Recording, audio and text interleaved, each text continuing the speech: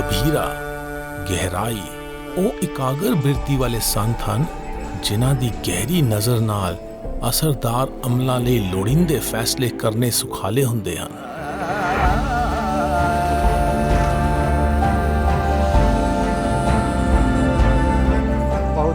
ਬਹੁਤ ਸਾਲ ਪਹਿਲਾਂ ਅਸੀਂ ਆਪਣੇ ਪੁਰਖਿਆਂ ਤੋਂ ਸੁਣਿਆ ਸੀ ਕਿ ਗੁਰੂ ਨਾਨਕ ਦੇਵ ਜੀ ਇੱਥੇ ਆਏ ਸਨ।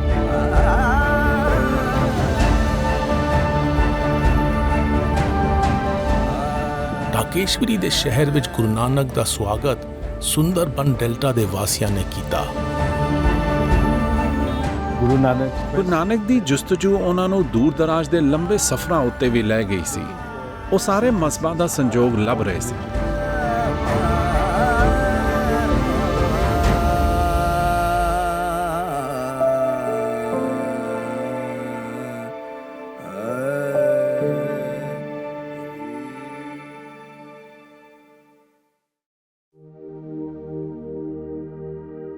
ਏਕ ਓੰਕਾਰ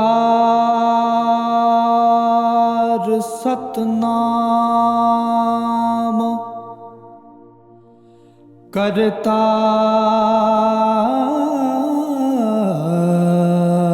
ਪੁਰਖ ਨਿਰਭਉ ਨਿਰਵੈਰ ਅਕਾਲ ਮੂਰਤ ਅਜੂਨੀ ਸਭੰ ਗੁਰ ਪ੍ਰਸਾਦ।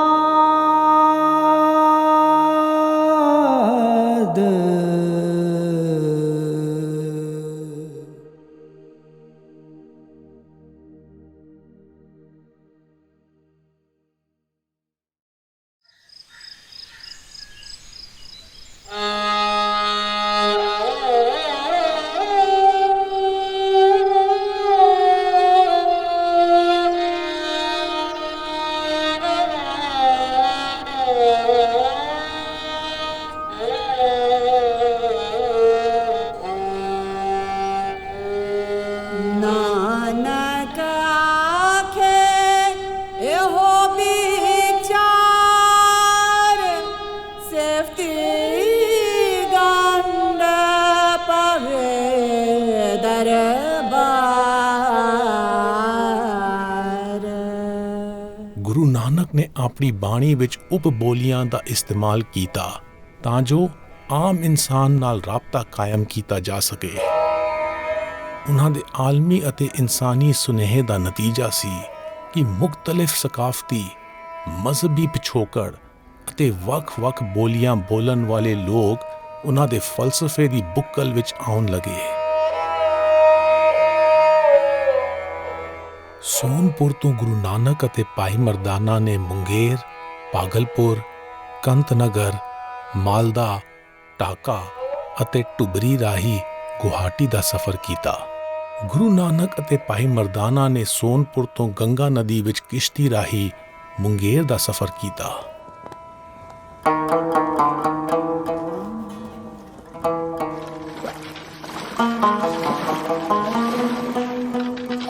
ਗੁਰੂ ਨਾਨਕ ਦੇ ਸਫ਼ਰ ਦੀਆਂ ਪੈੜਾਂ ਉੱਤੇ ਅਸੀਂ ਮੁੰਗੇਰ ਜਾ ਰਹੇ ਹਾਂ।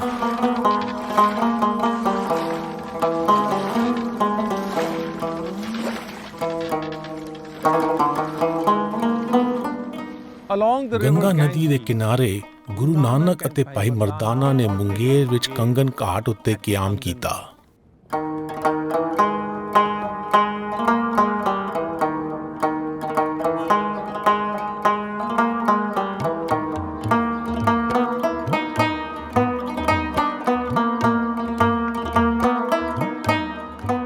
ਸਤਵੀਂ ਸਦੀ ਦੇ ਚੀਨੀ ਮੁਸਾਫਰ ਹਿਊਨ ਸਾਂਗ ਨੇ ਆਪਣੇ ਸਫ਼ਰਨਾਮੇ ਵਿੱਚ ਦਰਜ ਕੀਤਾ ਹੈ ਕਿ ਉਸਨੇ ਮੁੰਗੇਰ ਵਿੱਚ ਬਹੁਤ ਸਾਰੇ ਬੁੱਧ ਮਠ ਅਤੇ ਮੰਦਿਰ ਦੇਖੇ।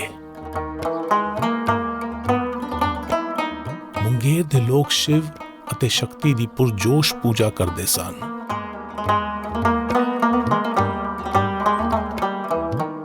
ਇਸ ਇਲਾਕੇ ਵਿੱਚ ਇਸਲਾਮ ਦੀ ਆਮਦ ਤੁਰਕ ਹੁਕਮਰਾਨ ਦੀ ਬਦੌਲਤ 13ਵੀਂ ਸਦੀ ਵਿੱਚ ਹੋਈ।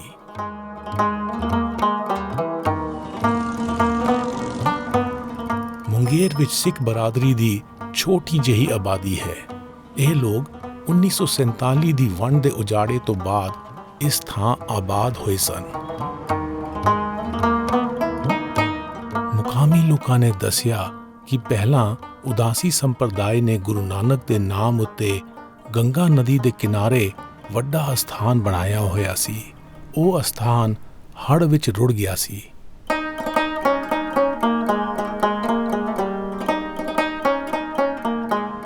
ਅਸੀਂ ਬੇਲਨ ਬਾਜ਼ਾਰ ਵਿੱਚ ਗੁਰੂ ਨਾਨਕ ਅਤੇ ਗੁਰੂ ਤੇਗ ਬਹਾਦਰ ਦੀ ਮੁੰਗੇਰ ਆਮਦ ਦੀ ਯਾਦ ਵਿੱਚ ਬਣਿਆ ਅਸਥਾਨ ਦੇਖਣ ਜਾ ਰਹੇ ਹਾਂ।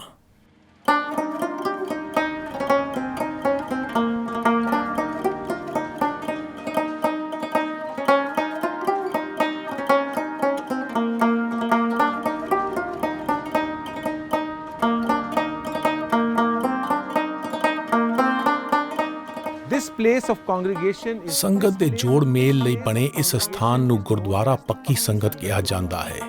ਉਦਾਸੀ ਸੰਪਰਦਾਇ ਨੇ ਗੁਰੂ ਨਾਨਕ ਦੀ ਮੁੰਗੇਰ ਵਿੱਚ ਆਮਦ ਦੀ ਯਾਦਗਾਰ ਵਜੋਂ ਇਹ ਅਸਥਾਨ ਬਣਾਇਆ ਸੀ।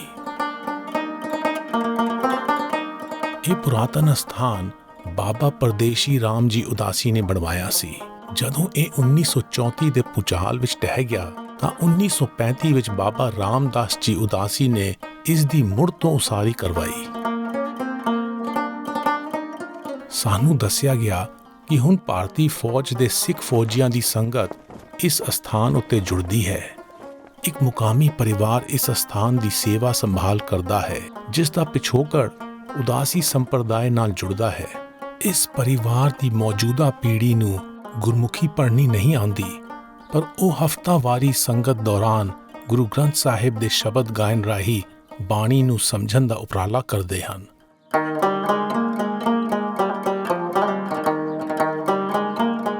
ਗੁਰੂ ਨਾਨਕ ਦੀ ਬਾਣੀ ਵਿੱਚ ਸ਼ਬਦ ਅਤੇ ਨਾਮ ਦਾ ਜ਼ਿਕਰ ਵਾਰ-ਵਾਰ ਆਉਂਦਾ ਹੈ। ਪਾਠ ਅਤੇ ਸਮਝ ਦੀ ਖਸਲਤ ਬਾਰੇ ਮੈਂ ਸੋਚਦਾ ਹਾਂ ਕਿ ਸਾਡੇ ਵਿੱਚੋਂ ਕਿੰਨੇ ਲੋਕ ਗੁਰੂ ਗ੍ਰੰਥ ਸਾਹਿਬ ਦਾ ਪਾਠ ਕਰਦੇ ਹੋਏ ਇਸ ਦੇ ਗਹਿਰੇ ਸ਼ਬਦਾਂ ਦੀ ਥਾਂ ਪਾਉਂਦੇ ਹਨ।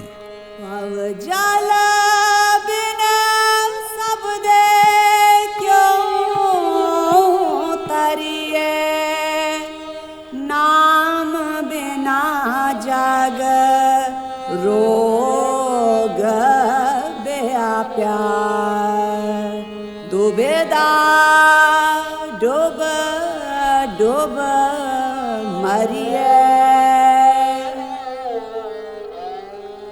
ਸ਼ਬਦ ਦਾ ਮਾਇਨਾ ਗਿਆਨ ਹੈ, ਜੋ ਸੰਵਾਦ ਦਾ ਸਾਧਨ ਬਣਦਾ ਹੈ ਅਤੇ ਜਿਸ ਰਾਹੀਂ ਆਤਮ ਪਰਚੋਲ ਵਾਲਾ ਵਿਵੇਕ ਅਮਲ ਵਿੱਚ ਆਉਂਦਾ ਹੈ।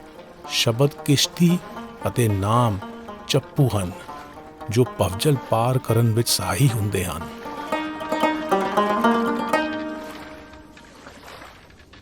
ਮੁੰਗੇਰ ਤੋਂ ਗੰਗਾ ਕਿਨਾਰੇ ਸਫ਼ਰ ਕਰਦੇ ਹੋਏ ਗੁਰੂ ਨਾਨਕ ਅਤੇ ਭਾਈ ਮਰਦਾਨਾ ਭਾਗਲਪੁਰ ਪਹੁੰਚੇ।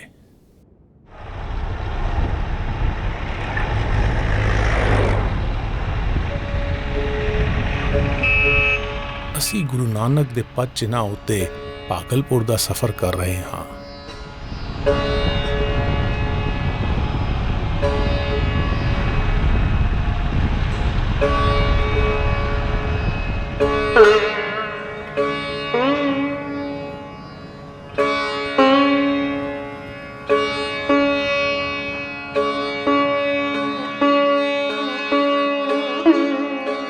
ਭਾਗਲਪੁਰ ਵਿੱਚ ਅਸੀਂ ਸਭ ਤੋਂ ਪਹਿਲਾਂ ਬੂੜਾ ਨਾਥ ਘਾਟ ਉੱਤੇ ਜਾ ਰਹੇ ਹਾਂ।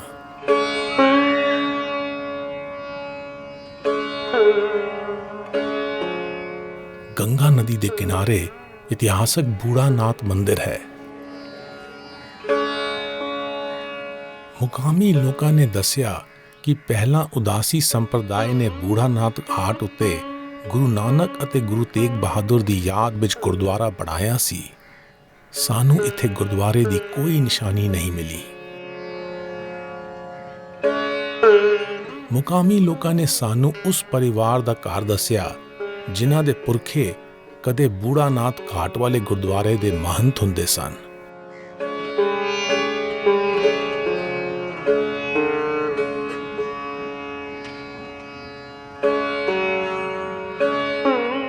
मेरा मेरा नाम सुजीत कुमार दास। ਮੇਰਾ ਨਾਮ ਸੁਜੀਤ ਕੁਮਾਰ ਦਾਸ ਹੈ। ਮੇਰੇ ਪਿਤਾ ਜੀ ਦਾ ਨਾਮ ਸ੍ਰੀ ਸੋਧ ਕੁਮਾਰ ਦਾਸ ਅਤੇ ਮੇਰੇ ਦਾਦਾ ਜੀ ਇੱਥੇ ਮਹੰਤ ਸਨ। ਉਹਨਾਂ ਦਾ ਨਾਮ ਮਹੰਤ ਸ਼੍ਰੀ ਸਨ ਸਰਨ ਦਾਸ ਸੀ। ਅਸੀਂ 4-5 ਪੁਸ਼ਤਾਂ ਤੋਂ ਇਸ ਅਸਥਾਨ ਉੱਤੇ ਹਾਂ। ਸ੍ਰੀ ਗੁਰੂ ਮਹਾਰਾਜ ਜੀ ਦੀ ਸੇਵਾ ਕਰ ਰਹੇ ਹਾਂ। ਗੁਰੂ ਮਹਾਰਾਜ ਜੀ ਦਾ ਗ੍ਰੰਥ ਸਾਹਿਬ ਹੈ। ਸਾਨੂੰ ਦਾਦਿਆਂ ਪੜਦਾਦਿਆਂ ਤੋਂ ਪਤਾ ਚੱਲਿਆ ਕਿ ਉਹ ਕਈ ਪੁਸ਼ਤਾਂ ਤੋਂ ਇੱਥੇ ਹੈ। हमारे जो पूर्वज थे, ਸਾਡੇ ਪੁਰਖੇ ਬਚਪਨ ਵਿੱਚ ਕਹਾਣੀ ਸੁਣਾਉਂਦੇ ਸਨ ਕਿ ਜਿਹੜੇ ਸਾਡੇ ਪਹਿਲੇ ਗੁਰੂ ਹਨ, ਗੁਰੂ ਨਾਨਕ ਦੇਵ ਜੀ ਦੇ ਚਰਨ ਕਮਲ ਇਸ ਅਸਥਾਨ ਉੱਤੇ ਪਏ ਹੋਏ ਹਨ ਅਤੇ ਉਸ ਤੋਂ ਬਾਅਦ ਵਿੱਚ ਹੀ ਆਲੇ ਦੁਆਲੇ ਉਹਨਾਂ ਦੇ ਸ਼ਰਧਾਲੂ ਬਣੇ, ਉਹਨਾਂ ਦੀ ਹੀ ਰਾਹ ਅਪਣਾਉਣਾ ਚਾਹੁੰਦੇ ਸਨ। ਇੱਥੇ ਹਰ ਰੋਜ਼ ਸਵੇਰ ਸ਼ਾਮ ਕੀਰਤਨ ਭਜਨ ਹੁੰਦਾ ਸੀ। ਅਸੀਂ ਵੀ ਸਹਿਯੋਗ ਕਰਦੇ ਸਾਂ। ਪਹਿਲਾਂ ਇੱਥੇ ਬਹੁਤ ਵੱਡਾ ਗੁਰਦੁਆਰਾ ਸੀ। था पहले यहाँ।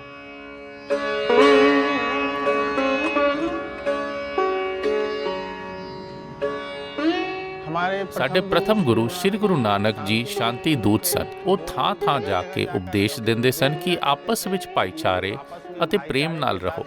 ਸਭ ਧਰਮ ਇੱਕ ਹਨ। ਉਹ ਨਿਰੰਕਾਰ ਬ੍ਰਹਮ ਨੂੰ ਮੰਨਦੇ ਸਨ। ਉਹਨਾਂ ਦੇ ਹਿਸਾਬ ਨਾਲ ਅਨੰਤ ਬ੍ਰਹਿਮੰਡ ਹੀ ਨਿਰੰਕਾਰ ਬ੍ਰਹਮ ਹੈ। ਉਹਨਾਂ ਤੋਂ ਬਾਅਦ ਅਸੀਂ ਉਹਨਾਂ ਦੇ ਦਰਸਾਏ ਮਾਰਗ ਉੱਤੇ ਚੱਲਦੇ ਹਾਂ। हम लोग उन्हीं के दिए गए उपदेशों का अनुसरण करते हैं।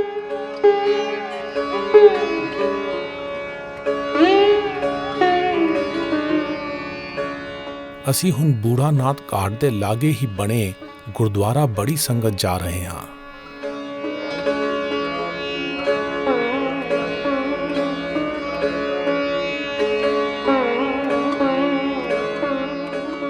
ਇਹ ਗੁਰਦੁਆਰਾ ਭਾਗਲਪੁਰ ਦੀ ਸਿੱਖ ਸੰਗਤ ਨੇ ਗੁਰੂ ਤੇਗ ਬਹਾਦਰ ਦੇ ਇੱਥੇ ਆਉਣ ਦੀ ਯਾਦਗਾਰ ਵਜੋਂ 1974 ਵਿੱਚ ਬਣਾਇਆ ਸੀ।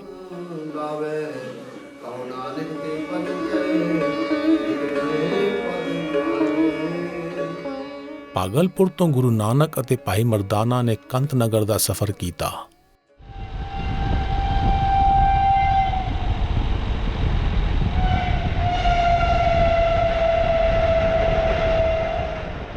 ਅਸੀਂ ਹੁਣ ਭਾਗਲਪੁਰ ਤੋਂ ਕੰਤ ਨਗਰ ਜਾ ਰਹੇ ਹਾਂ। ਗੰਗਾ ਨਦੀ ਦੇ ਕਿਨਾਰੇ ਇਹ ਕਸਬਾ ਬਿਹਾਰ ਸੂਬੇ ਦੇ ਪੂਰਨੀਆ ਜ਼ਿਲ੍ਹੇ ਵਿੱਚ ਹੈ।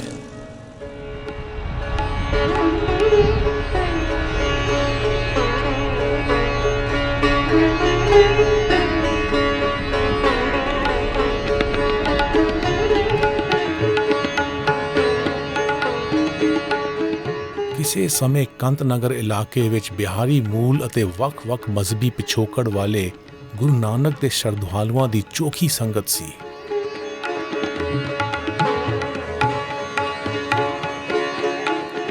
ਬਿਹਾਰੀ ਮੂਲ ਦੀ ਮੁਕਾਮੀ ਸੰਗਤ ਨੇ ਦੂਰ ਦੁਰਾੜੇ ਦੇ ਇਨ੍ਹਾਂ ਇਲਾਕਿਆਂ ਵਿੱਚ ਕਈ ਅਸਥਾਨ ਉਸਾਰੇ ਹਨ।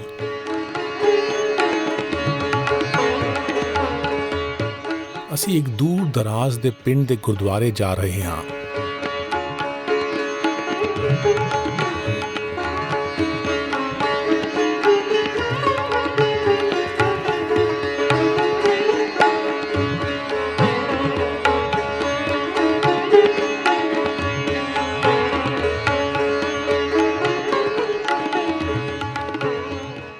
On the banks of river Ganga Ganges, ਨਦੀ ਦੇ ਕਿਨਾਰੇ ਵਸੇ ਪਿੰਡ ਕੰਤ ਨਗਰ ਦਾ ਦੌਰਾ ਗੁਰੂ ਨਾਨਕ ਅਤੇ ਭਾਈ ਮਰਦਾਨਾ ਨੇ ਕੀਤਾ ਸੀ। ਉਹਨਾਂ ਦੀ ਆਮਦ ਦੀ ਯਾਦਗਾਰ ਵਜੋਂ ਮੁਕਾਮੀ ਬਰਾਦਰੀ ਨੇ ਗੁਰਦੁਆਰੇ ਦੀ ਉਸਾਰੀ ਕੀਤੀ ਹੈ। ਅਸੀਂ ਬਿਹਾਰੀ ਮੂਲ ਦੇ ਮੁਕਾਮੀ ਸਿੱਖ ਤ੍ਰਿਲੋਕ ਸਿੰਘ ਨਾਲ ਮੁਲਾਕਾਤ ਕੀਤੀ।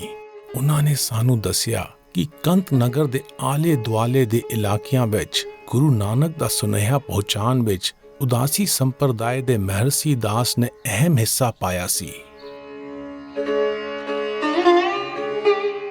बहुत साल पहले हम लोग पूर्वजों ने सुना ਬਹੁਤ ਸਾਲ ਪਹਿਲਾਂ ਅਸੀਂ ਆਪਣੇ ਪੁਰਖਿਆਂ ਤੋਂ ਸੁਣਿਆ ਸੀ ਕਿ ਗੁਰੂ ਨਾਨਕ ਦੇਵ ਜੀ ਇੱਥੇ ਆਏ ਸਨ।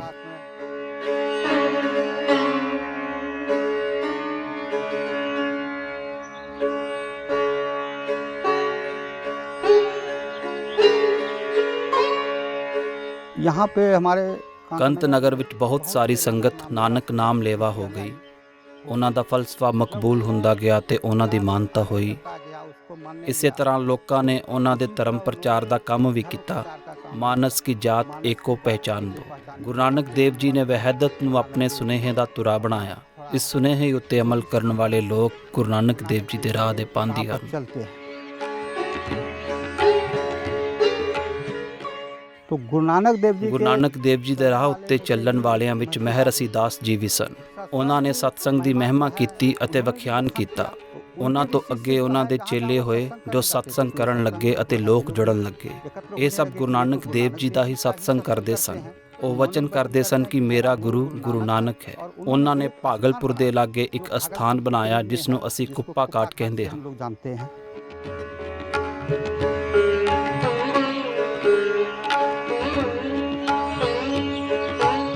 ਪੇਂਡੂ ਇਲਾਕਿਆਂ ਵਿੱਚ ਔਰਤਾਂ ਸਹਿਜ ਨਾਲ ਇੱਕੋ ਵੇਲੇ ਕਈ ਕੰਮ ਕਰਦੀਆਂ ਹਨ।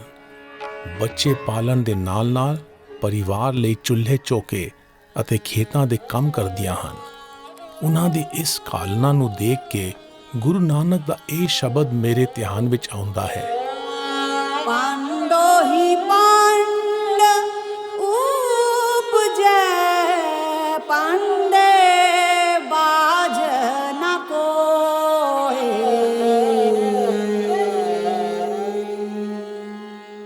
ਇਤਿਹਾਸਿਕ ਤੌਰ ਉੱਤੇ ਦੁਨੀਆ ਭਰ ਵਿੱਚ ਜੀਵਨਦਾਤੀ ਔਰਤ ਨੂੰ ਪਿਤਾ ਪੁਰਖੀ ਸਮਾਜ ਨੇ ਬਰਾਬਰ ਦਾ ਰੁਤਬਾ ਨਹੀਂ ਦਿੱਤਾ। ਗੁਰੂ ਨਾਨਕ ਨੇ ਲਿੰਗ ਵਿਤਕਰੇ ਦੇ ਖਿਲਾਫ ਆਵਾਜ਼ ਬੁਲੰਦ ਕੀਤੀ। ਉਹਨਾਂ ਨੇ ਇਹ ਗੱਲ ਜਤਾਈ ਕਿ ਔਰਤ ਤੋਂ ਬਿਨਾਂ ਮਨੁੱਖਾ ਨਸਲ ਨਹੀਂ ਅੱਗੇ ਵਧੇਗੀ।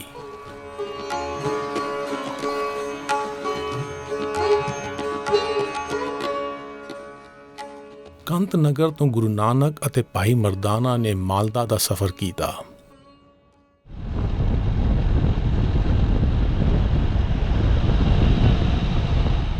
ਅਸੀਂ ਗੁਰੂ ਨਾਨਕ ਦੇ ਪਦ ਚਿੰਨ੍ਹਾਂ ਉੱਤੇ ਮਾਲਦਾ ਜਾ ਰਹੇ ਹਾਂ।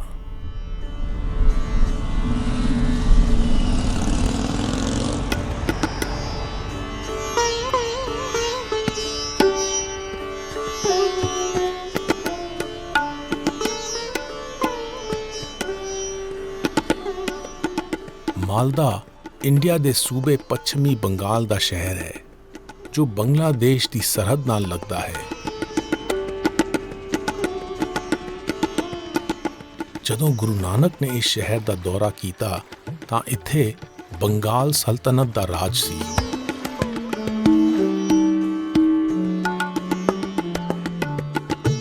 ਅਸੀਂ ਮਹਾਨੰਦਾ ਨਦੀ ਦੇ ਲਾਗੇ ਪੁਰਾਣੇ ਮਾਲਦਾ ਸ਼ਹਿਰ ਦੇ ਗੁਰਦੁਆਰੇ ਜਾ ਰਹੇ ਹਾਂ।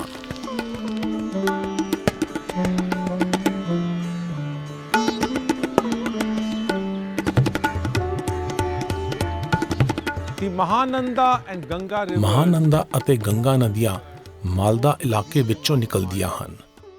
ਜਦੋਂ ਗੁਰੂ ਨਾਨਕ ਇੱਥੇ ਆਏ ਸਨ ਤਾਂ ਇਹ ਸੌਦਾਗਰੀ ਅਤੇ ਮੁਸਾਫਰੀ ਪੱਖੋਂ ਅਹਿਮ ਬੰਦਰਗਾਹ ਸੀ।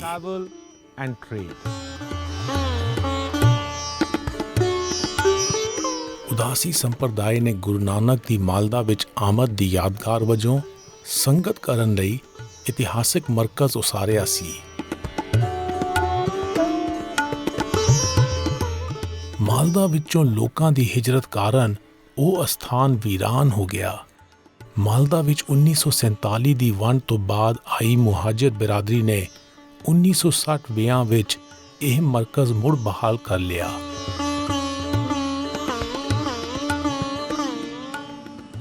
ਗੁਰੂ ਨਾਨਕ ਨੂੰ ਮਾਲਦਾ ਵਿੱਚ ਇੱਕ ਸ਼ਾਹੂਕਾਰ ਰਾਮਦੇਵ ਮਿਲਿਆ।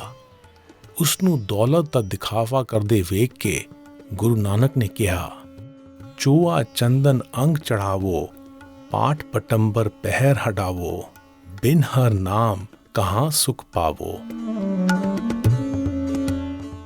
ਗੁਰੂ ਨਾਨਕ ਨੇ ਰਾਮਦੇਵ ਨੂੰ ਇਹ ਅਹਿਸਾਸ ਕਰਵਾਉਣ ਲਈ ਸੁਨੇਹਾ ਦਿੱਤਾ ਸੀ ਕਿ ਅਮੀਰੀ ਦੇ ਦਿਖਾਵੇ ਨਾਲ ਮਿਲਦੀ ਖੁਸ਼ੀ ਥੋਥੀ ਹੈ।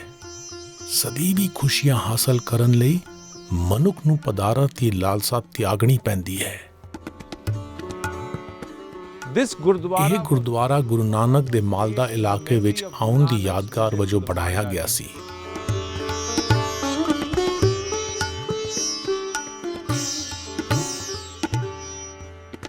ਮੁਕਾਮੀ ਬੰਗਾਲੀ ਹਿੰਦੂ ਬਰਾਦਰੀ ਸ਼ਰਧਾ ਵਜੋਂ ਇਸ ਗੁਰਦੁਆਰੇ ਵਿੱਚ ਆਉਂਦੀ ਹੈ।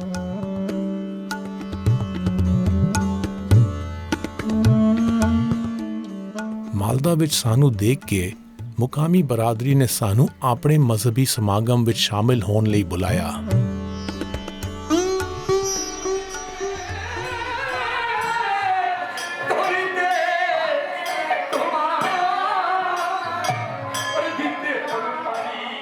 ਗੁਰੂ ਨਾਨਕ ਦੀਆਂ ਪੈੜਾਂ ਉੱਤੇ ਸਫ਼ਰ ਕਰਦੇ ਹੋਏ ਸਾਨੂੰ ਭਾਂਤ-ਭਾਂਤ ਦੀਆਂ ਬਿਰਾਦਰੀਆਂ ਨਾਲ ਮਿਲਣ ਦੇ ਮੌਕੇ ਮਿਲੇ ਹਨ, ਜੋ ਸਾਡੇ ਲਈ ਤਜਰਬਾਤੀ ਸਿੱਖਿਆ ਹੋ ਨਿਬੜੇ ਹਨ। ਬੰਗਾਲੀ ਸ਼ਰਧਾਲੂਆਂ ਨੂੰ ਭਜਨ ਗਾਉਂਦੇ ਸੁਣ ਕੇ ਮੈਨੂੰ ਗੁਰੂ ਨਾਨਕ ਦੇ ਸ਼ਬਦ ਯਾਦ ਆਏ ਹਨ। तुम गावो मेरे निरपाओ का सोहला, हमारी जित सोहेले सदा सुख होए।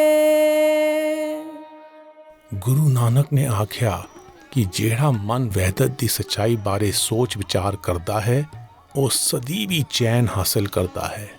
ਦਰਅਸਲ ਇਸ ਸੋਚ ਮੁਤਾਬਕ ਸਾਰੀ ਸ੍ਰਿਸ਼ਟੀ ਹੀ ਇੱਕ ਅਲੌਕਿਕ ਘਰ ਹੈ ਜਿਸ ਵਿੱਚ ਅਨੇਕ ਹਸਤੀਆਂ ਦਾ ਵਾਸਾ ਹੈ। ਮਾਲਦਾ ਤੋਂ ਗੁਰੂ ਨਾਨਕ ਅਤੇ ਭਾਈ ਮਰਦਾਨਾ ਨੇ ਪੂਰਬੀ ਪਾਸੇ ਨੂੰ ਗੰਗਾ ਅਤੇ ਪਦਮਾ ਨਦੀਆਂ ਦੇ ਨਾਲ-ਨਾਲ ਸਫ਼ਰ ਸ਼ੁਰੂ ਕੀਤਾ ਅਤੇ ਢਾਕਾ ਪਹੁੰਚ ਗਏ, ਜੋ ਹੁਣ ਬੰਗਲਾਦੇਸ਼ ਦੀ ਰਾਜਧਾਨੀ ਹੈ। ਮੌਜੂਦਾ ਦੌਰ ਵਿੱਚ ਸਿਆਸੀ ਕਾਰਨਾਂ ਕਰਕੇ ਇੰਡੀਆ ਬੰਗਲਾਦੇਸ਼ ਦੀ ਸਰਹੱਦ ਕੁਝ ਤਹਿ ਨਾਕਿਆਂ ਤੋਂ ਹੀ ਪਾਰ ਕੀਤੀ ਜਾ ਸਕਦੀ ਹੈ। ਇਸ ਲਈ ਅਸੀਂ ਹਵਾਈ ਜਹਾਜ਼ ਰਾਹੀਂ ਇੰਡੀਆ ਤੋਂ ਬੰਗਲਾਦੇਸ਼ ਗਏ ਅਤੇ ਢਾਕਾ ਤੋਂ ਗੁਰੂ ਨਾਨਕ ਦੇ ਪਦ ਚਿੰਨ੍ਹਾਂ ਉੱਤੇ ਆਪਣਾ ਸਫ਼ਰ ਅੱਗੇ ਤੋਰਿਆ। ডুবে দেখ দেখি মো আকাশ পাতাল খুঁজিস যারে এই দেহে সে রয় লামালের লুকাই যেমন মানুষের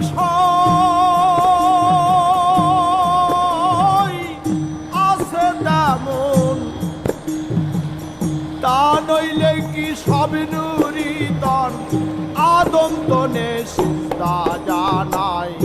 ਬੰਗਲਾਦੇਸ਼ ਵਿੱਚ ਬ੍ਰਹਮਾਪੁੱਤਰਾ ਅਤੇ ਗੰਗਾ ਨਦੀਆਂ ਦੀ ਤਿਕੋਣ ਵੱਡਾ ਡੈਲਟਾ ਬਣਾਉਂਦੀ ਹੈ। ਜਦੋਂ ਗੁਰੂ ਨਾਨਕ 16ਵੀਂ ਸਦੀ ਵਿੱਚ ਇਸ ਇਲਾਕੇ ਵਿੱਚ ਆਏ ਤਾਂ ਇੱਥੇ ਹਿੰਦੂ ਅਤੇ ਮੁਸਲਮਾਨ ਮਜ਼ਹਬਾਂ ਦੇ ਲੋਕ ਆਬਾਦ ਸਨ। ਹੁਣ ਬੰਗਲਾਦੇਸ਼ ਇਸਲਾਮੀ ਮੁਲਕ ਹੈ।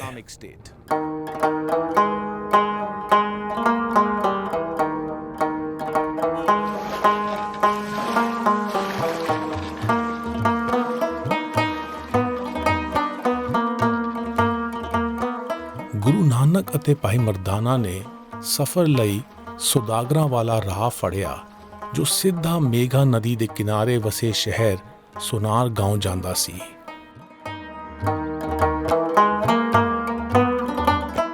ਇਹ ਸ਼ਹਿਰ 16ਵੀਂ ਸਦੀ ਵਿੱਚ ਸੁਦਾਗਰੀ ਦਾ ਵੱਡਾ ਮਰਕਜ਼ ਸੀ ਅਤੇ ਨਾਲ ਹੀ ਬੰਗਾਲ ਸਲਤਨਤ ਦੀ ਰਾਜਧਾਨੀ ਸੀ।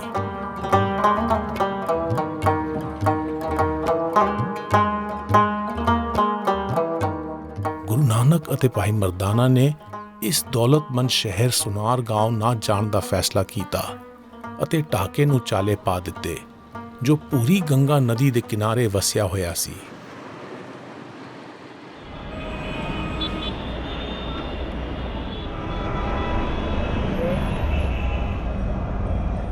ਜਦੋਂ ਗੁਰੂ ਨਾਨਕ ਅਤੇ ਭਾਈ ਮਰਦਾਨਾ ਇਸ ਇਲਾਕੇ ਵਿੱਚ ਆਏ ਤਾਂ ਢਾਕਾ ਸ਼ਿਵ ਮਤ ਲਈ ਮਜ਼ਹਬੀ ਤੀਰਥ ਸੀ।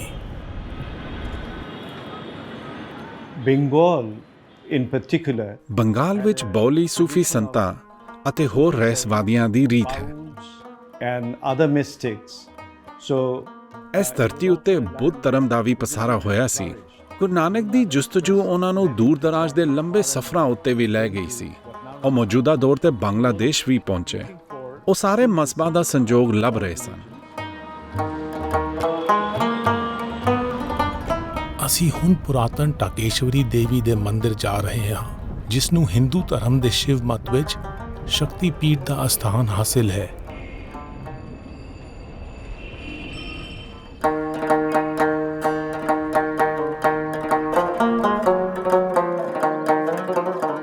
Dhaka, the name of this city, ਇਹ ਮੰਨਿਆ ਜਾਂਦਾ ਹੈ ਕਿ ਢਾਕਾ ਦਾ ਨਾਮ ਢਾਕੇਸ਼ਵਰੀ ਦੇਵੀ ਦੇ ਨਾਮ ਉੱਤੇ ਪਿਆ। ਸੰਨ 47 ਵਿੱਚ ਵੰਡ ਤੋਂ ਬਾਅਦ ਆਬਾਦੀ ਦਾ ਮਜ਼ਹਬੀ ਬੁਨਿਆਦ ਉੱਤੇ ਤਬਾਦਲਾ ਹੋਇਆ ਤਾਂ ਹਿੰਦੂ ਆਬਾਦੀ ਦੀ ਢਾਕਾ ਤੋਂ ਹਿਜਰਤ ਹੋਈ। ਹੁਣ ਢਾਕਾ ਵਿੱਚ ਬਚ ਗਏ ਮੁੱਠੀ ਭਰ ਮੁਕਾਮੀ ਹਿੰਦੂ ਹੀ ਇਸ ਮੰਦਿਰ ਆਉਂਦੇ ਹਨ।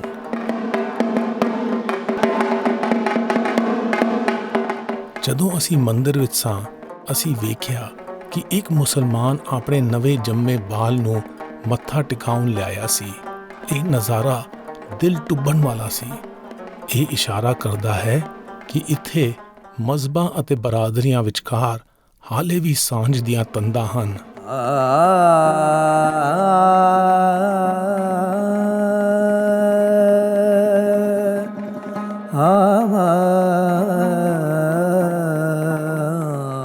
ਗੁਰੂ ਨਾਨਕ ਢਾਕੇਸ਼ਵਰੀ ਮੰਦਿਰ ਦੀ ਮਜ਼ਹਬੀ ਰਹੋ ਰੀਤ ਦਾ ਜਾਇਜ਼ਾ ਲੈਣ ਅਤੇ ਸੰਗਤ ਨਾਲ ਗੋਸ਼ਟ ਕਰਨ ਲਈ ਇੱਥੇ ਆਏ।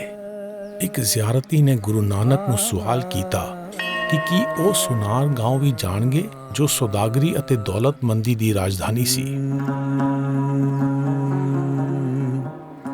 ਸੁਣ ਮੁੰਦੇ ਹਰਨਾ ਕੀਏ ਗੂੜਾ ਵੈਣ ਅਪਾਰ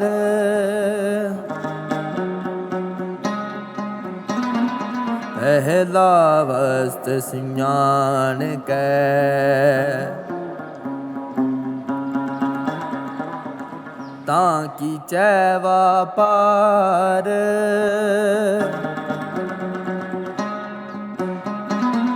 ਦੋਹੀ ਦਿਚੈ ਦੁਰਜਨਾ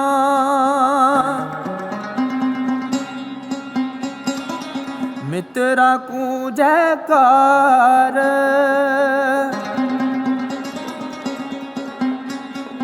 ਜਿਤ ਦੋਹੀ ਸਜਨ ਮਿਲਨ ਲਹੋ ਮੁੰਦੇ ਵਿਚਾਰ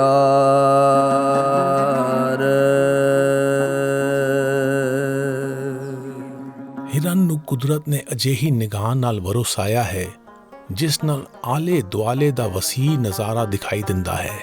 ਇਸ ਦੀਆਂ ਅੱਖਾਂ ਕੇਂਦਰ ਬਿੰਦੂ ਉੱਤੇ ਟਿਕਦੀਆਂ ਨਹੀਂ ਜਿਸ ਕਾਰਨ ਇਸ ਨੂੰ ਗਹਿਰਾਈ ਦਾ ਪੁਖਤਾ ਅੰਦਾਜ਼ਾ ਨਹੀਂ ਹੁੰਦਾ। ਗੁਰੂ ਨਾਨਕ ਨੇ ਹਿਰਨ ਦੀ ਨਿਗਾਹ ਦੀ ਮਿਸਾਲ ਨਾਲ ਸਮਝਾਇਆ ਕਿ ਸਾਨੂੰ ਉਸਾਰੂ ਸਾਂਝ ਦੀ ਗਹਿਰਾਈ ਉੱਤੇ ਧਿਆਨ ਧਰਨਾ ਚਾਹੀਦਾ ਹੈ ਅਤੇ ਲਾਲਸਾਵਾਂ ਦੀ ਦੁਨੀਆ ਦੇ ਵਸੀਹ ਨਜ਼ਾਰੇ ਵਿੱਚ ਭਟਕਣਾ ਨਹੀਂ ਚਾਹੀਦਾ।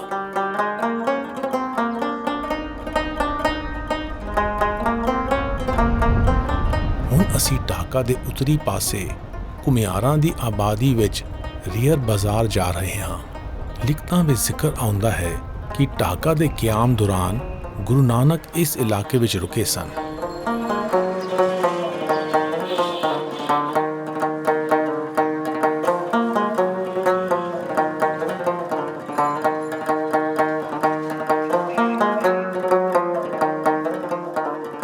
ਮੁਕਾਮੀ ਲੋਕਾਂ ਤੋਂ ਪੁੱਛ ਪੜਤਾਲ ਕਰਨ ਦੇ ਬਾਵਜੂਦ ਸਾਨੂੰ ਇਸ ਇਲਾਕੇ ਵਿੱਚ ਗੁਰੂ ਨਾਨਕ ਦੇ ਆਉਣ ਦੀ ਕੋਈ ਯਾਦਗਾਰ ਜਾਂ ਨਿਸ਼ਾਨੀ ਨਹੀਂ ਮਿਲੀ।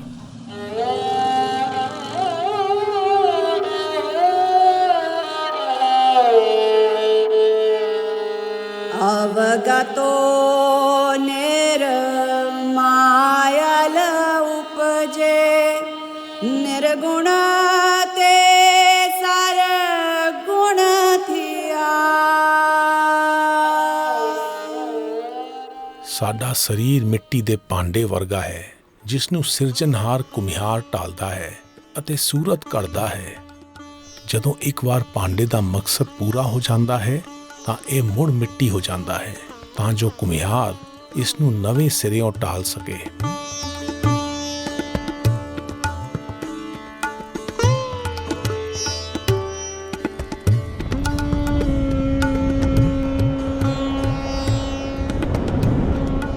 ਅਸੀਂ ਹੁਣ ਨੀਲ ਖੇਤ ਵਿੱਚ ਗੁਰਦੁਆਰਾ ਨਾਨਕ ਸ਼ਾਹੀ ਜਾ ਰਹੇ ਹਾਂ ਜੋ ਢਾਕਾ ਯੂਨੀਵਰਸਿਟੀ ਦੇ ਅੰਦਰ ਹੈ।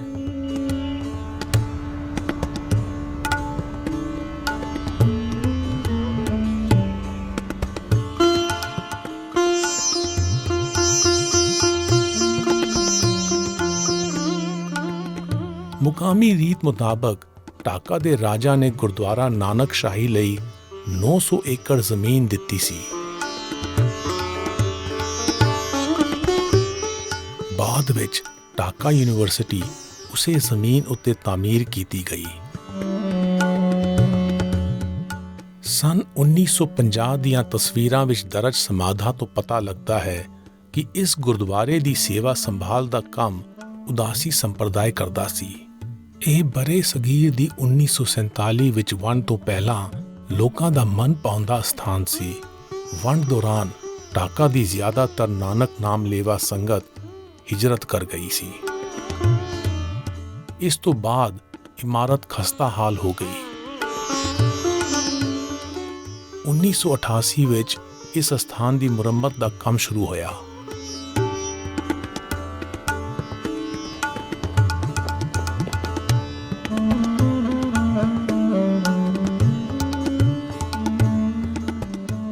ਇਸ ਗੁਰਦੁਆਰੇ ਵਿੱਚ ਹੁਣ ਵੀ ਵੰਨ ਸਮੰਨੇ ਪਿਛੋਕੜ ਵਾਲੀ ਸੰਗਤ ਆਉਂਦੀ ਹੈ। ਗੁਰੂ ਨਾਨਕ ਦੇ ਢਾਕਾ ਆਉਣ ਦੀ ਯਾਦਗਾਰ ਵਜੋਂ ਗੁਰਦੁਆਰਾ ਨਾਨਕ ਸ਼ਾਹੀ 19ਵੀਂ ਸਦੀ ਵਿੱਚ ਬਣਾਇਆ ਗਿਆ ਸੀ। ਸਾਡੀ ਮੁਲਾਕਾਤ ਇੱਕ ਹਿੰਦੂ ਪਰਿਵਾਰ ਨਾਲ ਹੋਈ ਜਿਹੜਾ ਹਰ ਐਤਵਾਰ ਨੂੰ ਗੁਰਮੁਖੀ ਸਿੱਖਣ ਲਈ ਗੁਰਦੁਆਰੇ ਆਉਂਦਾ ਹੈ ਤਾਂ ਜੋ ਉਹ ਗੁਰੂ ਗ੍ਰੰਥ ਸਾਹਿਬ ਦਾ ਪਾਠ ਕਰ ਸਕਣ ਅਤੇ ਗੁਰੂ ਨਾਨਕ ਦੇ ਫਲਸਫੇ ਦੀ ਗਹਿਰਾਈ ਨੂੰ ਸਮਝ ਸਕਣ। ਤੂੰ ਪ੍ਰਭ ਦਾਤਾ ਧਨ ਮਤ ਪੂਰਾ ਤੂੰ ਪ੍ਰਭ। ਅਸੀਂ ਇੱਕ ਹੋਰ ਹਿੰਦੂ ਪਰਿਵਾਰ ਨੂੰ ਮਿਲੇ ਜਿਹੜਾ ਬਹੁਤ ਸਾਲਾਂ ਤੋਂ ਹਫ਼ਤਾਵਾਰੀ ਸੰਗਤ ਸਾਹਮਣੇ ਕੀਰਤਨ ਕਰਨ ਲਈ ਗੁਰਦੁਆਰੇ ਆਉਂਦਾ ਹੈ। ਮੈਂ ਕਿਆ ਮਾਂਗੂ ਕਿ ਥਿਰ ਨਾ ਰਾਈ, ਮੈਂ ਕਿਆ ਮਾਂਗੂ ਕਿਸ ਥਿਰ ਨਾ ਰਹਾਈ, ਹਰ ਦੀਗੇ ਨਾਮ ਪਿਆਰੀ ਜੀਓ, ਹਰ ਦੀਗੇ ਨਾਮ। ਅਸੀਂ ਇੱਕ ਮੁਸਲਮਾਨ ਮਾਂ ਧੀ ਦੀ ਜੋੜੀ ਨੂੰ ਵੀ ਮਿਲੇ ਜੋ ਬਾਕਾਇਦਾ ਗੁਰਦੁਆਰੇ ਆਉਂਦੀ ਹੈ ਕਿਉਂਕਿ ਉਹਨਾਂ ਨੂੰ ਗੁਰੂ ਨਾਨਕ ਅਤੇ ਉਹਨਾਂ ਦੇ ਵਹਿਦਤ ਦੇ ਸੁਨੇਹੇ ਨਾਲ ਸਾਂਝ ਦਾ ਅਹਿਸਾਸ ਹੁੰਦਾ ਹੈ। ਮੇਰਾ ਨਾਮ ਗੁਲਸ਼ਨ। ਮੇਰਾ ਨਾਮ ਗੁਲਸ਼ਨ ਹੈ। ਮੈਂ ਮੁਸਲਿਮ ਪਰਿਵਾਰ ਤੋਂ ਹਾਂ। ਲੋਕ ਮੈਨੂੰ ਪਿਆਰ ਨਾਲ ਸਿਮਰਨ ਕਹਿੰਦੇ ਹਨ। ਮੈਂ, ਮੇਰੇ ਮਾਪੇ ਅਤੇ ਮੇਰੇ ਭਾਈ ਗੁਰੂ ਨਾਨਕ ਸ਼ਾਹੀ ਆਉਂਦੇ ਹਾਂ। ਨਾਨਕ ਸ਼ਾਹੀ ਮੈਂ ਆਤਾ ਹੂੰ ਅਤੇ ਮੈਨੂੰ ਇੱਥੇ ਆਉਣਾ ਬਹੁਤ ਚੰਗਾ ਲੱਗਦਾ ਹੈ ਕਿਉਂਕਿ ਗੁਰੂ ਨਾਨਕ ਜੀ ਨੇ ਕਿਹਾ ਹੈ ਕੌਣ ਮੁਸਲਿਮ, ਕੌਣ ਹਿੰਦੂ, ਕੌਣ ਬ੍ਰਾਹਮਣ, ਕੌਣ ਈਸਾਈ, ਇੱਥੇ ਕੋਈ ਫਰਕ ਨਹੀਂ ਹੈ। ਇੱਥੇ ਹਰ ਧਰਮ ਦੇ ਲੋਕ ਆਉਂਦੇ ਰਹਿੰਦੇ ਹਨ। ਗੁਰੂ ਨਾਨਕ ਤਾਂ ਸਾਡੇ ਮੱਕੇ ਵੀ ਗਏ ਸਨ। हमारा एक है मक्का, वो गुरु नानक वहाँ पे भी गया है। ਪਾਰਸ਼ ਲਾਲ ਬੇਗੀ ਗੁਰੂ ਨਾਨਕ ਦੇ ਨਾਮ ਲੇਵਾ ਹਨ ਅਤੇ ਇਸ ਵੇਲੇ ਗੁਰਦੁਆਰਾ ਨਾਨਕ ਸ਼ਾਹੀ ਦੇ ਪ੍ਰਧਾਨ ਹਨ। ਸਾਨੂੰ ਉਹਨਾਂ ਨਾਲ ਗੱਲ ਕਰਨ ਦਾ ਮੌਕਾ ਮਿਲਿਆ। ਉਨ੍ਹਾਂ ਮੈਸੇਜ ਇਹੀ ਹੈ, ਉਹਨਾਂ ਦਾ ਸੁਨੇਹਾ ਸੀ ਕਿ ਦੁਨੀਆ ਵਿੱਚ ਧਰਮ ਨੂੰ ਲਿਬਾਸ ਵਿੱਚ ਨਾ ਦੇਖੋ ਕਿਉਂਕਿ ਲਿਬਾਸ ਬੇਮਾਨਾ ਹੈ। ਜੇ ਮੈਂ ਟੋਪੀ ਪਾਈ ਤਾਂ ਮੈਂ ਮੁਸਲਮਾਨ ਹੋ ਗਿਆ, ਜੇ ਮੈਂ ਜਨੇਊ ਪਾ ਲਿਆ ਤਾਂ ਮੈਂ ਹਿੰਦੂ ਹੋ ਗਿਆ। ਅਜਿਹਾ ਕੁਝ ਨਹੀਂ, ਸਭ ਖੁਦਾ ਦੇ ਬੰਦੇ ਨੇ। ਉਹਨਾਂ ਨੇ ਇਹੀ ਸਮਝਾਉਣ ਲਈ ਖੁਦਾ ਦਾ ਹੀ ਇਸਤੇਮਾਲ ਕੀਤਾ। ਇੱਥੇ ਆਉਣ ਵਾਲਾ ਹਰ ਤੀਜਾ ਮਨੁੱਖ ਮੁਸਲਮਾਨ ਹੈ। ਉਹ ਸਾਡੇ ਨਾਲ ਬੈਠ ਕੇ ਸੰਗਤ ਵਿੱਚ ਲੰਗਰ ਛਕਦੇ ਹਨ।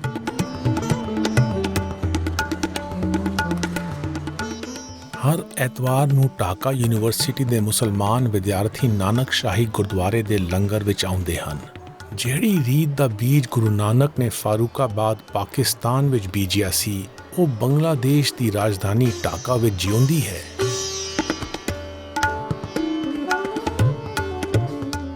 ਪਰੇਸ਼ ਲਾਲ ਬੇਗੀ ਦੀ ਨਿਗਰਾਨੀ ਵਿੱਚ ਵਿਦੇਸ਼ੀ ਸਿੱਖ ਸੰਗਤ ਦੀ ਇਮਦਾਦ ਨਾਲ ਗੁਰੂ ਗ੍ਰੰਥ ਸਾਹਿਬ ਦੀਆਂ ਹੱਥ ਲਿਖਤ ਇਤਿਹਾਸਕ ਬੀੜਾਂ ਦੀ ਸਾਂਭ ਸੰਭਾਲ ਕੀਤੀ ਜਾ ਰਹੀ ਹੈ। ਇਨ੍ਹਾਂ ਬੀੜਾਂ ਦਾ 1970 ਦੇ ਸਿਆਸੀ ਕਲੇਸ਼ ਦੌਰਾਨ ਨੁਕਸਾਨ ਹੋ ਗਿਆ ਸੀ।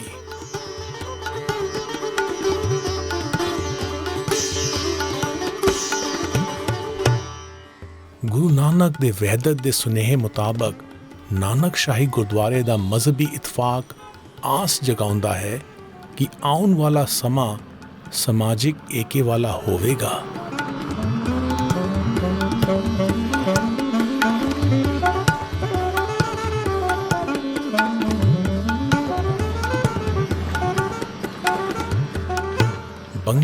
ਵਿੱਚ ਢਾਕਾ ਤੋਂ ਗੁਰੂ ਨਾਨਕ ਅਤੇ ਭਾਈ ਮਰਦਾਨਾ ਨੇ ਬ੍ਰਹਮਪੁੱਤਰਾ ਨਦੀ ਵਿੱਚ ਕਿਸ਼ਤੀ ਰਾਹੀਂ ਟੁਬਰੀ ਦਾ ਸਫ਼ਰ ਕੀਤਾ, ਜੋ ਇਸ ਵੇਲੇ ਇੰਡੀਆ ਦੇ ਸੂਬੇ ਆਸਾਮ ਵਿੱਚ ਹੈ।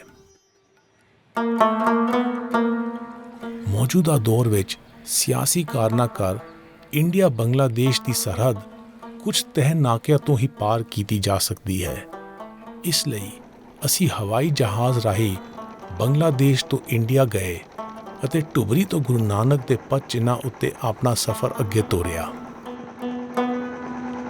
During the times of Guru Nanak, Guru Nanak ਦੇ ਸਮੇਂ ਵਿੱਚ ਗੋਲਪਾਰਾ, ਕੂਚ ਬਿਹਾਰ ਅਤੇ ਬੰਗਲਾਦੇਸ਼ ਦੇ ਰੰਗਪੁਰ ਦੇ ਇਲਾਕਿਆਂ ਦਾ ਨਾਮ ਕਾਮਰੂਪ ਸੀ।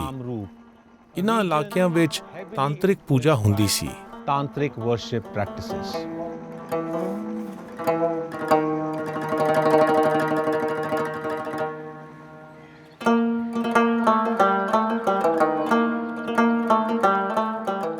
ਗੁਰੂ ਨਾਨਕ ਅਤੇ ਭਾਈ ਮਰਦਾਨਾ ਨੇ ਟੁਬਰੀ ਵਿੱਚ ਬ੍ਰਹਮਪੁੱਤਰਾ ਨਦੀ ਦੇ ਕੰਢੇ ਕਿਆਮ ਕੀਤਾ।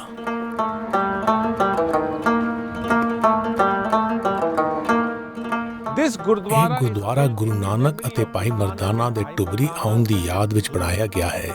ਇਹ ਗੁਰੂ ਤੇਗ ਬਹਾਦਰ ਦੇ ਇਸ ਸਥਾਨ ਉੱਤੇ ਆਉਣ ਦੀ ਵੀ ਯਾਦਗਾਰ ਹੈ। the 9th Nanak.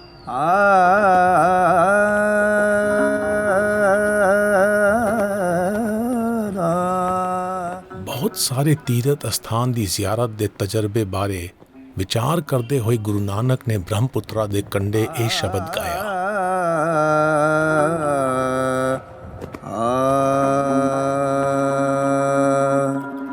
ਸੰਤ ਜਨਾ ਮੇਲ ਸੰਗਤੀ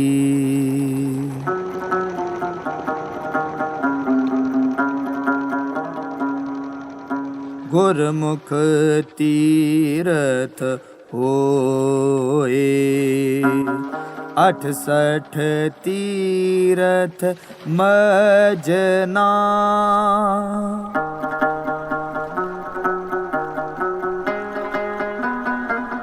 ਗੁਰ ਦਰਸ ਪ੍ਰਾਪਤ ਹੋਏ। ਤੀਰਥ ਸੰਸਕ੍ਰਿਤ ਦਾ ਸ਼ਬਦ ਹੈ ਜਿਸ ਦਾ ਮਾਇਨਾ ਚੌਰਾਹਾ ਹੈ। ਇਹ ਆਤਮ ਪਰਚੋਲ ਰਾਹੀਂ ਆਪਣੇ ਆਪ ਨੂੰ ਤਬਦੀਲ ਕਰਨ ਦੀ ਤਸ਼ਬੀਹ ਹੈ। ਰੋਸ਼ਨ ਖਿਆਲ ਲੋਕਾਂ ਨਾਲ ਰਾਬਤਾ ਇਸ ਤਬਦੀਲੀ ਦਾ ਫੈਸਲਾ ਕੁਨ ਸਰੋਤ ਬਣਦਾ ਹੈ। ਇਸ ਲਈ ਤੀਰਥ ਦਾ ਮਾਇਨਾ ਸਿਰਫ ਮਜ਼ਹਬੀ ਅਸਥਾਨ ਦਾ ਫੇਰਾ ਪਾਉਣਾ ਨਹੀਂ ਹੈ, ਸਗੋਂ ਹਨੇਰੇ ਨੂੰ ਚਾਕ ਕਰਨ ਲਈ ਰੂਹਾਨੀ ਵਿਵੇਕ ਹਾਸਲ ਕਰਨਾ ਹੈ।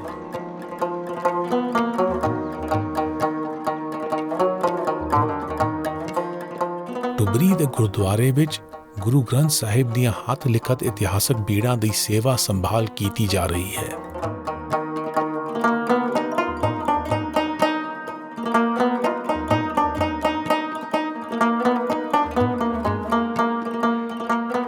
ਗੁਰੂ ਨਾਨਕ ਅਤੇ ਭਾਈ ਮਰਦਾਨਾ ਨੇ ਟੁਬਰੀ ਤੋਂ ਬ੍ਰਹਮਪੁੱਤਰਾ ਨਦੀ ਵਿੱਚ ਕਿਸ਼ਤੀ ਰਾਹੀਂ ਗੁਵਾਹਾਟੀ ਦਾ ਸਫ਼ਰ ਕੀਤਾ। ਇਸ ਇਲਾਕੇ ਨੂੰ ਉਸ ਵੇਲੇ ਕਾਮਰੂਪ ਕਹਿੰਦੇ ਸਨ।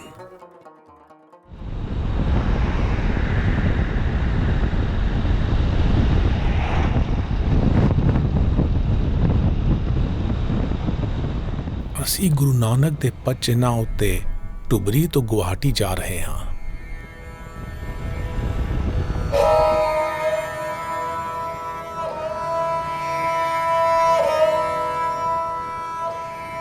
ਜਦੋਂ ਗੁਰੂ ਨਾਨਕ ਗੁਵਾਹਾਟੀ ਆਏ ਸਨ ਤਾਂ ਉਸ ਵੇਲੇ ਇਸ ਸ਼ਹਿਰ ਦਾ ਨਾਮ ਪ੍ਰਯਾਗ ਜੋਤਿਸਪੁਰ ਸੀ। 15ਵੀਂ ਸਦੀ ਵਿੱਚ ਕਾਮਰੂਪ ਇਲਾਕੇ ਦੀ ਕੋਚੀ ਬਰਾਦਰੀ ਤੰਤਰਿਕ ਅਮਲਾਂ ਵਿੱਚ ਗ੍ਰਸਤ ਸੀ, ਜਿਸ ਵਿੱਚ ਕਾਲਾ ਜਾਦੂ ਸ਼ਾਮਿਲ ਹੈ।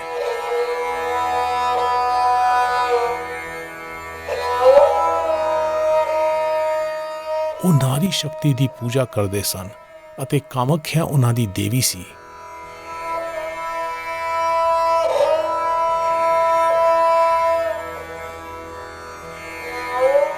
ਹੁਣ ਅਸੀਂ ਗੁਵਾਹਾਟੀ ਵਿੱਚ ਕਾਮਖਿਆ ਮੰਦਿਰ ਜਾ ਰਹੇ ਹਾਂ।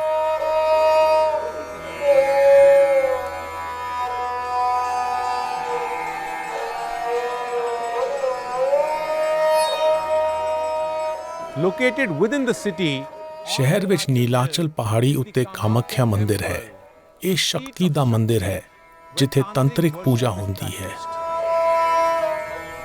ਕਾਮ ਰੂਪ ਵਿੱਚ ਜਦੋਂ ਭਾਈ ਮਰਦਾਨਾ ਖਾਣਾ ਲੈਣ ਗਏ ਤਾਂ ਕਾਮਖਿਆ ਦੇਵੀ ਦੀਆਂ ਪੈਰੋਕਾਰ ਮੁਕਾਮੀ ਔਰਤਾਂ ਨੇ ਤੰਤਰਿਕ ਸ਼ਕਤੀਆਂ ਰਾਹੀਂ ਉਹਨਾਂ ਨੂੰ ਆਪਣੇ ਵਸ ਵਿੱਚ ਕਰ ਲਿਆ। ਜਨਮ ਸਾਖੀ ਲਿਖਤਾਂ ਅਤੇ ਕਲਾਕਿਰਤਾਂ ਵਿੱਚ ਦਰਸਾਇਆ ਗਿਆ ਹੈ ਕਿ ਉਹਨਾਂ ਨੇ ਭਾਈ ਮਰਦਾਨਾ ਨੂੰ ਭੇੜੂ ਵਿੱਚ ਤਬਦੀਲ ਕਰ ਦਿੱਤਾ। ਮੇਰਾ ਨਿੱਜੀ ਵਿਚਾਰ ਹੈ ਕਿ ਉਹਨਾਂ ਔਰਤਾਂ ਨੇ ਭਾਈ ਮਰਦਾਨਾ ਦੀ ਸੂਰਤ ਭੁਲਾ ਦਿੱਤੀ ਅਤੇ ਉਹਨਾਂ ਦੀ ਹਾਲਤ ਭੇੜੂ ਵਰਗੀ ਹੋ ਗਈ। ਇਹ ਕਲਾਕਿਰਤਾਂ ਉਸ ਮਨੁੱਖ ਨੂੰ ਤਸ਼ਬੀਹੀ ਰੂਪ ਵਿੱਚ ਪੇਸ਼ ਕਰਦੀਆਂ ਹਨ ਜੋ ਬੁਰਾਈ ਦੇ ਅਸਰ ਹੇਠ ਆਪਣੀ ਸੁੱਧ-ਬੁੱਧ ਗੁਆ ਚੁੱਕਿਆ ਹੈ। ਗੁਰੂ ਨਾਨਕ ਨੇ ਅੰਦਾਜ਼ਾ ਲਗਾਇਆ ਕਿ ਭਾਈ ਮਰਦਾਨਾ ਕਿਸੇ ਮੁਸ਼ਕਲ ਵਿੱਚ ਹਨ ਅਤੇ ਆਪ ਉਹਨਾਂ ਨੂੰ ਲੱਭਣ ਚੱਲ ਪਏ। ਉਹਨਾਂ ਔਰਤਾਂ ਨੇ ਗੁਰੂ ਨਾਨਕ ਨੂੰ ਵੀ ਰਿਝਾਉਣ ਦਾ ਉਪਰਾਲਾ ਕੀਤਾ, ਪਰ ਉਹਨਾਂ ਉੱਤੇ ਕੋਈ ਅਸਰ ਨਹੀਂ ਹੋਇਆ।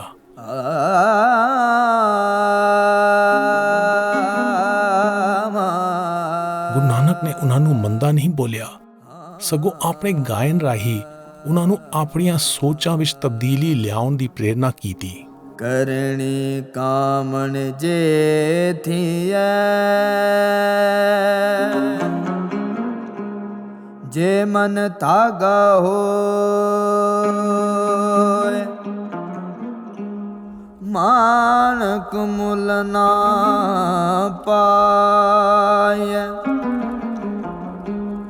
ਲੀਜੈ ਚਿਤ ਪਰੋਏ,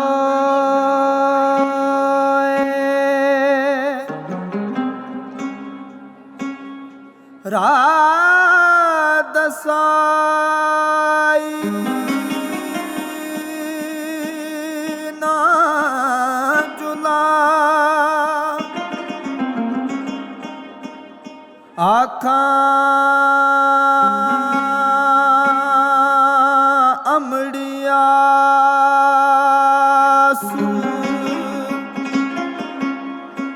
ਤੈ ਸਹਿ ਨਾਲ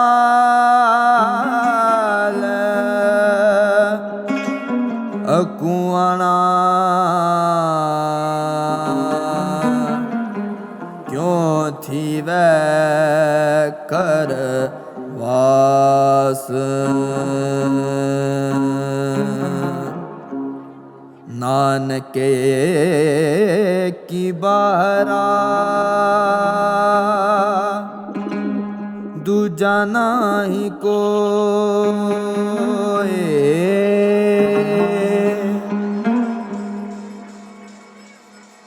ਤੈਸੈ ਲੱਗੀ ਜੇ ਰਹਿ,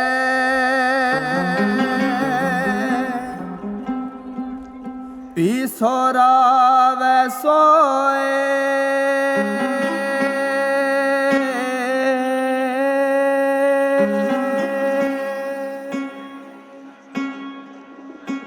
ਗੁਰੂ ਨਾਨਕ ਨੇ ਆਖਿਆ ਕਿ ਸਦਗੁਣੀ ਸੋਚ ਉੱਤੇ ਬਦਬਖਤੀ ਦਾ ਅਸਰ ਨਹੀਂ ਹੁੰਦਾ। ਉਹ ਅੰਮ੍ਰਿਤ ਰੂਪੀ ਗੁਣਾਂ ਦੇ ਸਾਥ ਦਾ ਆਨੰਦ ਮਾਣਦੇ ਹਨ। ਉਹਨਾਂ ਔਰਤਾਂ ਨੂੰ ਗੁਰੂ ਨਾਨਕ ਦੀ ਸ਼ਰਾਫਤ ਵਾਲੀ ਸੋਚ ਦਾ ਥਾਂ ਨਾ ਪਿਆ। ਉਹਨਾਂ ਨੇ ਗੁਰੂ ਨਾਨਕ ਨੂੰ ਗਾ ਕੇ ਆਪਣੇ ਜਾਦੂ ਵਿੱਚ ਫਸਾਉਣ ਦੀ ਕੋਸ਼ਿਸ਼ ਕੀਤੀ, ਪਰ ਕੋਈ ਅਸਰ ਨਹੀਂ ਹੋਇਆ। ਨਾਕਾਮਯਾਬੀ ਤੋਂ ਬਾਅਦ ਉਹਨਾਂ ਔਰਤਾਂ ਨੇ ਲਾਲਚ ਦਾ ਦਾਅ ਅਜਮਾਉਣ ਲਈ ਸੌਗਾਤਾਂ ਪੇਸ਼ ਕੀਤੀਆਂ। ਗੁਰੂ ਨਾਨਕ ਉਹਨਾਂ ਦੇ ਜਾਦੂ ਦੇ ਅਸਰ ਵਿੱਚ ਨਹੀਂ ਆਏ ਅਤੇ ਆਪਣੇ ਅਸੂਲਾਂ ਉੱਤੇ ਦ੍ਰਿੜ ਰਹੇ। ਉਹਨਾਂ ਗਾਇਆ,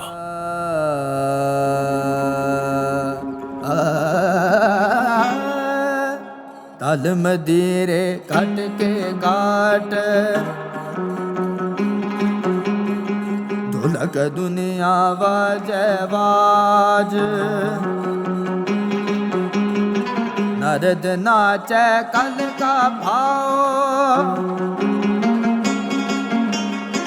जति सती कै राख पाओ, नानक नाम विटो कुर्बान, अंधी दुनिया साहिब जान, साहिब जान ਸਾਹਿਬ ਜਾਨ।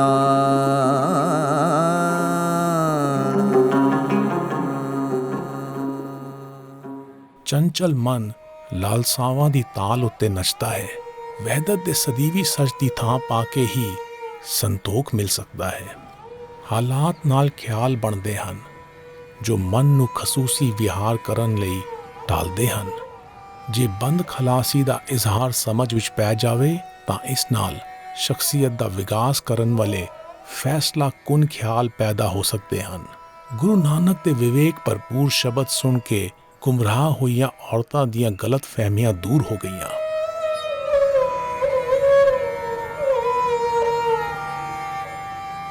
ਮੈਂ ਜਾਣਦਾ ਹਾਂ ਕਿ ਅਸੀਂ ਸਭ ਚੰਗਿਆਈ ਦੇ ਸਦਗੁਣਾਂ ਨਾਲ ਪੈਦਾ ਹੋਏ ਹਾਂ, ਪਰ ਮੈਂ ਦੁਬਿਧਾ ਵਿੱਚ ਰਹਿੰਦਾ ਹਾਂ। ਮੈਂ ਪਦਾਰਥ ਦੀ ਲਾਲਸਾ ਅਤੇ ਕਾਮਨਾਵਾਂ ਵਿੱਚ ਫਸਿਆ ਰਹਿੰਦਾ ਹਾਂ। ਮੈਂ ਇਹਨਾਂ ਤੋਂ ਮੁਕਤ ਕਿਵੇਂ ਹੋ ਸਕਦਾ ਹਾਂ? ਕਨਕ ਕਾਮਿਨੀ ਹੇਤ ਗਵਾਰਾ ਦੁਬਿਧਾ ਲਾ